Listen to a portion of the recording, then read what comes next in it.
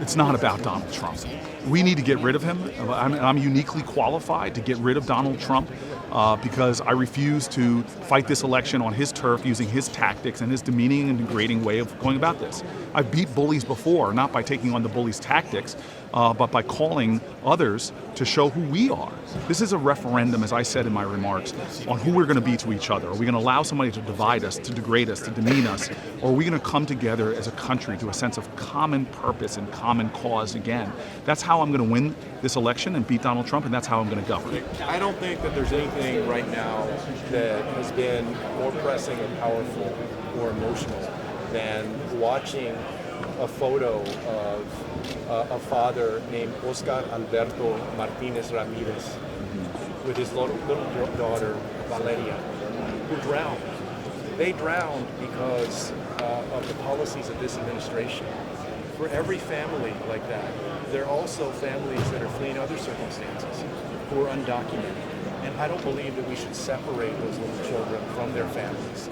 It used to be that we would treat this as a civil violation. So when I say that we should decriminalize this and go back to treating it like a civil violation, that's not anything radical. That's the way that we used to do things. The reason this is important is because unless you repeal Section 1325, you go from criminal to civil, you cannot guarantee that we're going to end these family separations, this taking of little children from their parents. There's countries all over the world that have proven you can have a single payer system that works for people, that is flexible, that takes care of the needs. It's not going to happen overnight. It's not happening day one. It would have to happen over time. But here's the bottom line.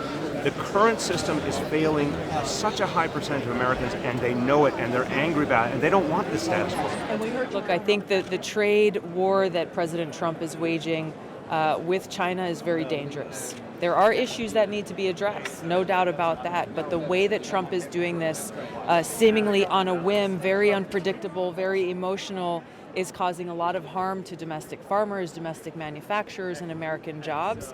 And he doesn't seem to be aware that if he continues down this path with China, a nuclear-armed country, continuing to escalate these tensions, a economic war could very quickly escalate into a hot war that would be devastating.